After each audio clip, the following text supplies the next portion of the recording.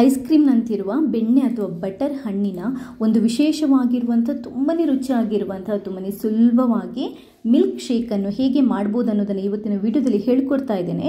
ಆರೋಗ್ಯ ಚೆನ್ನಾಗಿರಬೇಕು, ಬೇಗ ತೂಕ ಕಮ್ಮಿ ಮಾಡ್ಕೋಬೇಕು, ಗರ್ಭಿಣಿಯರಿಗೆ ಮಗುವಿಗೆ ಎಲ್ಲ ಪ್ರೋಟೀನ್ ಸಿಗಬೇಕು, ಹಾಗೆಯೇ ಯಾವಾಗಲೂ ಹೆಲ್ದಿಯಾಗಿರಬೇಕು ಅನ್ನೋರು ಈ ವಿಡಿಯೋನ ಮಿಸ್ ಮಾಡದೆ ಪೂರ್ತಿಯಾಗಿ ನೋಡಿ. ಸರಿ, ಹಾಗಾದರೆ ಈ ವಿಶೇಷವಾಗಿರುವಂಥ ರೆಸಿಪಿನ ಹೇಗೆ ಮಾಡೋದು ಅನ್ನೋದನ್ನು ನೋಡ್ಕೊಂಬರೋಣ. ಈ ಹಣ್ಣು ಇದೆಯಲ್ವಾ, ಆರೋಗ್ಯಕ್ಕೆ ಅಮೃತ ಅಂತಲೇ ಹೇಳ್ಬೋದು. ಇದಕ್ಕೆ ಬೆಣ್ಣೆ ಹಣ್ಣು ಅಥವಾ ಬಟರ್ ಫ್ರೂಟ್ ಅಂತ ಕರೀತಾರೆ.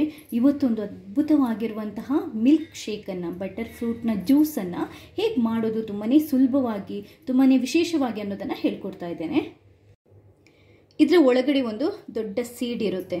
ನಾವಿದನ್ನ ಯಾವಾಗಲೂ ಯಾವ ಥರ ಕಟ್ ಮಾಡಬೇಕು ಅಂತ ಹೇಳ್ಕೊಡ್ತೀನಿ ನೋಡಿ. ಈ ಥರ ಕಟ್ ಮಾಡಬೇಕು. ಈ ಥರ ಕಟ್ ಮಾಡಿ ನೋಡಿ, ನಿಧಾನಕ್ಕೆ ಈ ಥರ ಓಪನ್ ಮಾಡಬೇಕು. ಹೀಗೆ ಈ ಬೀಜನ ತೆಗೆದು ಬಿಡಬೇಕು ನೋಡಿ. ಹೀಗೆ ಇದು ಬೇಡ, ಇದು ಏನಕ್ಕೂ ಆಗಲ್ಲ, ಇದನ್ನ ಬಿಸಾಡುವಂಥದ್ದು.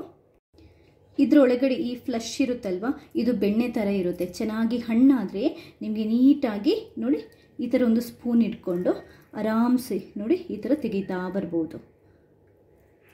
ಸಿಪ್ಪೆ ಕಹಿ ಇರುತ್ತೆ, ಬಟ್ ಈ ಫ್ಲಶ್ ಇರುತ್ತಲ್ವ, ಫ್ಲಶನ್ನು ನೀಟಾಗಿ ನೋಡಿ ಹೀಗೆ ಈ ಥರ ಕ್ಲೀನಾಗಿ ಬರುತ್ತೆ. ಬೆಣ್ಣೆ ಥರನೇ ಬರುತ್ತೆ ತೆಗೀಲಿಕ್ಕೆ. ಒಂದು ಬೌಲಿಗೆ ಹಾಕೊತಾ ಇದ್ದೇನೆ. ಎಲ್ಲ ತೆಗಿಬೋದು ಸಿಪ್ಪೆ ಬಿಟ್ಟು. ಈ ಥರ ಹಣ್ಣಾಗಿದ್ರೆ ನಿಮಗೆ ಈ ಥರ ನೀಟಾಗಿ ಬರುತ್ತೆ ನೋಡಿ. ಒಬ್ರಿಗಾದರೆ ಇದು ದೊಡ್ಡ ಹಣ್ಣಾಗಿರೋದ್ರಿಂದ ಇಷ್ಟು ಸಾಕಾಗುತ್ತೆ. ಒಂದು ಅರ್ಧ ಇದರದ್ದು ಫ್ಲಶ್ ಇರುತ್ತಲ್ವಾ, ಬಟರ್ ಹಣ್ಣದು, ಅದು ಸಾಕಾಗುತ್ತೆ. ಇಬ್ಬರಿಗೆ ಮೂವರಿಗೆ ಮಾಡೋದಿದ್ರೆ ನಾವು ಇದನ್ನ ಫುಲ್ಲನ್ನು ಹಾಕೊಳ್ಳೋಣ.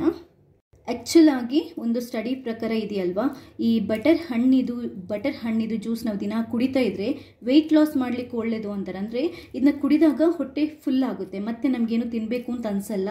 ಅದಲ್ಲದೆ ಇದನ್ನ ಕೆಟ್ಟ ಕೊಲೆಸ್ಟ್ರಾಲನ್ನು ಕರಗಿಸುವಂತಹ ಕೂಡ ಅಂಶ ಇದರಲ್ಲಿ ಇರೋದ್ರಿಂದ ಹೃದಯದ ಆರೋಗ್ಯಕ್ಕೆ ಕೂಡ ಇದು ತುಂಬಾ, ಈ ಬಟರ್ ಹಣ್ಣು ಇದೆಯಲ್ವಾ ತುಂಬಾ ಒಳ್ಳೆಯದು ಅಂತ ಈವನ್ ಒಂದು ಹಾರ್ವರ್ಡ್ ಯೂನಿವರ್ಸಿಟಿಯಲ್ಲಿ ಮಾಡಿರುವಂತಹ ಸ್ಟಡಿ ಕೂಡ ಹೇಳುತ್ತೆ.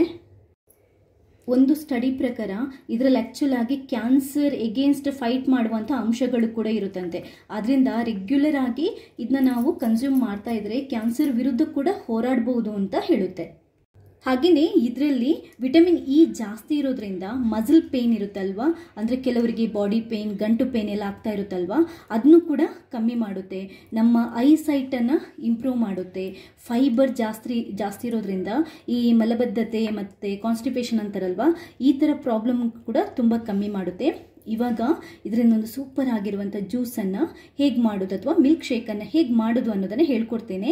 ಇನ್ನೂ ಒಂದು ಏನು ಅಂತಂದರೆ, ನಿಮಗೆ ಈ ಹಣ್ಣನ್ನು ಇದೇ ಥರ ತಿನ್ಬೋದು, ಬಟ್ ಇದಕ್ಕೊಂದು ಸ್ವಲ್ಪ ಹಾಲು ಮತ್ತೊಂದು ಸ್ವಲ್ಪ ಸಕ್ಕರೆನ ಮಿಕ್ಸ್ ಮಾಡಿಕೊಂಡು ಐಸ್ ಕ್ರೀಮ್ ಥರ ಮಾಡಿ ತಿಂದರೂ ಕೂಡ ಚೆನ್ನಾಗಿರುತ್ತೆ. ಇಲ್ಲ ನೀವು ಮಿಲ್ಕ್ ಶೇಕ್ ಮಾಡಿ ಕುಡಿಬೋದು. ಇವಾಗ ಒಂದು ಜ್ಯೂಸ್ ಮಾಡುವ ಮಿಕ್ಸಿಯನ್ನು ತಗೊಳ್ಳಿ. ಅದಕ್ಕೆ ನಾವು ಈ ಹಣ್ಣಿದು ಪಲ್ಪನ್ನು ತೆಗೆದಿಟ್ಟಿದ್ವಲ್ವ, ಅದನ್ನ ಹಾಕೋಬೇಕು.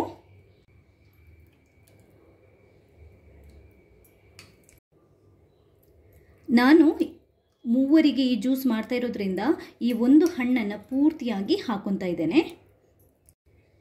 ಇದಕ್ಕೆ ಇವಾಗ ಒಂದು 2 ಟೇಬಲ್ ಸ್ಪೂನಷ್ಟು ಸಕ್ಕರೆನ ಹಾಕೊತಾ ಇದ್ದೇನೆ. ನಿಮಗೆ ಸಕ್ಕರೆ ಬೇಡ, ತಿನ್ನಲ್ಲ ಅಂತಂದರೆ ನೀವೇನು ಮಾಡಿ, ಸಕ್ಕರೆ ಹಾಕದೆ ಹಾಗೇನೂ ಮಾಡ್ಬೋದು, ಬಟ್ ಅಷ್ಟು ರುಚಿ ಅನಿಸಲ್ಲ. ಸಕ್ಕರೆ ಹಾಕಿ ಮಾಡಿದ್ರೆ ಒಳ್ಳೆ ಐಸ್ ಕ್ರೀಮ್ ಥರ ಇರುತ್ತೆ ಇದರದ್ದು ಮಿಲ್ಕ್ ಶೇಕ್. ಇವಾಗ ಇದಕ್ಕೆ ಚಿಲ್ಡ್ ಮಿಲ್ಕ್, ಅಂದರೆ ಕುದಿಸಿ ತುಂಬಾ ತಣ್ಣಗೆ ಮಾಡಿರುವಂಥ ಹಾಲನ್ನು ಹಾಕೋಬೇಕು. ನಿಮಗೆ ಒಂಥರ ಮಿಲ್ಕ್ ಶೇಕ್ ಐಸ್ ಥರ ಇರಬೇಕು ಅಂತಂದರೆ ಹಾಲನ್ನು ಸ್ವಲ್ಪ ಹೊತ್ತು ಫ್ರಿಜ್ಜಲ್ಲಿ ಇಟ್ಬಿಟ್ಟು ತುಂಬ ತಣ್ಣಗೆ ಮಾಡಿ ಅನಂತರ ಈ ಹಾಲನ್ನು ಹಾಕಿ ಮಿಲ್ಕ್ ಶೇಕ್ ಮಾಡ್ಬೋದು. ಆದರೆ ಇವಾಗ ಚಳಿ ಸೀಸನ್ ಆಗಿರೋದ್ರಿಂದ ಏನು ಮಾಡಿ, ತುಂಬ ತಣ್ಣಗಿನದು ಕುಡಿಯೋದು ಕೂಡ ಅಷ್ಟು ಅಡ್ವೈಸೇಬಲ್ ಅಲ್ಲ. ಅದರಿಂದ ಸ್ವಲ್ಪ ವಾರ್ಮ್ ಇರುವ ಹಾಲು ಬೇಕಾದರೂ ಹಾಕೋಬೋದು, ಏನು ತೊಂದರೆ ಇಲ್ಲ. 1.5 ಗ್ಲಾಸಷ್ಟು ಹಾಕೊತಾ ಇದ್ದೇನೆ. ಇವಾಗ ಇದನ್ನ ನೈಸಾಗಿ ಗ್ರೈಂಡ್ ಮಾಡಿ ಜ್ಯೂಸ್ ಥರ ಮಾಡ್ಕೊಳ್ಳೋಣ. ನೋಡಿ, ಗ್ರೈಂಡ್ ಮಾಡಿ ಜ್ಯೂಸ್ ಅಥವಾ ಮಿಲ್ಕ್ ಶೇಕ್ ಥರ ಮಾಡ್ಕೊಂಡಿದ್ದೇನೆ, ಬಟ್ ಇದು ತುಂಬಾ ಗಟ್ಟಿಯಾಗಿದೆ ನೋಡಿ. ಇದಕ್ಕೆ ಇನ್ನೊಂದು ಸ್ವಲ್ಪ ನಾವು ಹಾಲನ್ನು ಹಾಕಿಬಿಟ್ಟು ನಾವು ತೆಳ್ಳಗೆ ಮಾಡ್ಕೋಬಹುದು. ಒಂದು ಪಾತ್ರೆಗೆ ಹಾಕೊತಾ ಇದ್ದೇನೆ, ಯಾಕಂತಂದರೆ ಇದು ತುಂಬಾ ಗಟ್ಟಿಯಾಗಿದೆ. ನಾನು ಇದಕ್ಕೆ ಮತ್ತೊಂದು ಸ್ವಲ್ಪ ಹಾಲನ್ನು ಸೇರಿಸಿ ತೆಳ್ಳಗೆ ಮಾಡ್ಕೊತೀನಿ. ಸ್ವಲ್ಪ ಸ್ವೀಟ್ ಕಮ್ಮಿ ಇದೆ, ಮತ್ತೆ 1 ಟೇಬಲ್ ಸ್ಪೂನಷ್ಟು ಸಕ್ಕರೆನ ಹಾಕೊತಾ ಇದ್ದೇನೆ. ಚೂರು ಮತ್ತೆ ಹಾಲನ್ನು ಹಾಕೊತಾ ಇದ್ದೇನೆ. ಮತ್ತೆ ನೀಟಾಗಿ ಮಿಕ್ಸ್ ಮಾಡ್ಕೊಳ್ಳಿ. ಸಕ್ಕರೆ ಇದೆಲ್ಲ ಹಾಕಿದ್ದೀವಲ್ವಾ, ನಾನು ಆ್ಯಕ್ಚುಲಿ ಸ್ವಲ್ಪ ಕಮ್ಮಿ ಹಾಕಿದೆ, ಆವಾಗ ಸ್ವಲ್ಪ ಸಪ್ಪೆ ಇತ್ತು ಅಂತ ಮತ್ತೊಂಚೂರು ಸಕ್ಕರೆ ಹಾಕಿಕೊಂಡಿದ್ದೇನೆ. ನೋಡಿ, ಇಷ್ಟೇ ರುಚಿಯಾಗಿರುವಂತಹ ಬಟರ್ ಫ್ರೂಟ್ನ ಮಿಲ್ಕ್ ಶೇಕ್ ರೆಡಿ ಆಗಿದೆ. ಇವಾಗ ಇದನ್ನ ಸರ್ವ್ ಮಾಡೋದಕ್ಕೂ ಒಂದು ಸ್ಪೆಷಲ್ ಇದೆ, ಅದನ್ನ ಹೇಗೆ ಅಂತ ಹೇಳ್ತೀನಿ. ಈಗ ಒಂದು ಜ್ಯೂಸ್ ಗ್ಲಾಸನ್ನು ತಗೊಂಡು ನಾವು ಏನು ಮಾಡಬೇಕು, ಇದಕ್ಕೆ ಸ್ವಲ್ಪ ಹನಿನ ಈ ಥರ ಹಾಕೋಬೇಕು.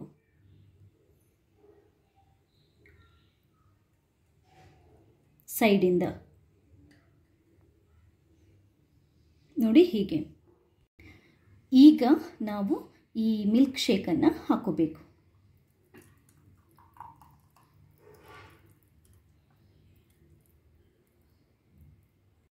ಆಮೇಲೆ ಮೇಲ್ಗಡೆಯಿಂದ ಮತ್ತೆ ಒಂದು ಸ್ವಲ್ಪ ಹನಿನ ನಾವು ಹಾಕೋಬೇಕು.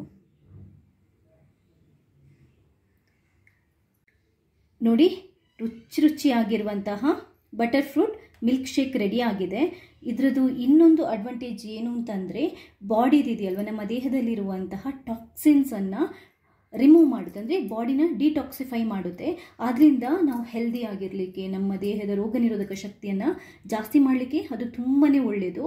ಇನ್ನೊಂದೇನು ಅಂತಂದರೆ, ಪ್ರೆಗ್ನೆನ್ಸಿ ಇರ್ತಾರಲ್ವ, ಗರ್ಭಿಣಿ ಹೆಂಗಸರಿಗೆ ತುಂಬ ಅಂತಂದರೆ ತುಂಬಾ ಒಳ್ಳೆಯದು. ಯಾಕಂತಂದರೆ ಹೈಯೆಸ್ಟ್ ನ್ಯೂಟ್ರಿಷನ್ಸ್ ಮತ್ತು ಹೈಯೆಸ್ಟ್ ಪ್ರೋಟೀನ್ಸ್ ಇದರಲ್ಲಿರುತ್ತೆ. ದಿನ ಕುಡಿಯೋದ್ರಿಂದ ಅಥವಾ ವಾರಕ್ಕೊಂದು 2-3 ಸರ್ತಿ ಕುಡಿಯೋದ್ರಿಂದ ಅವರು ಹೆಲ್ದಿಯಾಗಿರ್ತಾರೆ. ಹೊಟ್ಟೆಯಲ್ಲಿರುವಂತಹ ಮಗುವಿಗೆ ಕೂಡ ಬೇಕಾಗಿರುವಂತಹ ಎಲ್ಲ ಪ್ರೋಟೀನ್ ಈ ಜ್ಯೂಸಲ್ಲಿ ಸಿಗುತ್ತೆ. ಹಾಗೆಯೇ ಇದು ಸ್ಕಿನ್ ಮತ್ತು ಹೇರ್, ಅಂದರೆ ತಲೆ ಕೂದಲಿಗೆ ಕೂಡ ದಪ್ಪ ಉದ್ದ ಬರಲಿಕ್ಕೆ ತುಂಬಾ ಒಳ್ಳೆಯದು, ಸ್ಕಿನ್ ಗ್ಲೋ ಆಗಲಿಕ್ಕೆ ತುಂಬಾ ಒಳ್ಳೆಯದು. ಸೊ ಇಷ್ಟೊಂದು ಒಳ್ಳೆಯ ಉಪಯೋಗ ಈ ಜ್ಯೂಸಿಂದ ಇರಬೇಕಿದ್ರೆ ಅಟ್ಲೀಸ್ಟ್ ದಿನ ಅಲ್ಲದಿದ್ದರೂ ವಾರಕ್ಕೊಂದು ಸರಿ ಆದರೂ ಅಥವಾ ವಾರಕ್ಕೆ 2 ಸರಿ ಆದರೂ ನೀವು ಮಾಡಿ ಮಕ್ಕಳಿಗೆ ಕೂಡ ಮಾಡಿ ಇದನ್ನ ಕೊಡ್ಬೋದು. ತುಂಬಾ ಒಳ್ಳೆಯದು. ರೆಸಿಪಿ ಇಷ್ಟ ಆದರೆ ಲೈಕ್ ಮಾಡಿ, ಹಾಗೆಯೇ ಬೇರೆಯವರಿಗೆ ಶೇರ್ ಮಾಡಲಿಕ್ಕೆ ಮರಿಬೇಡಿ.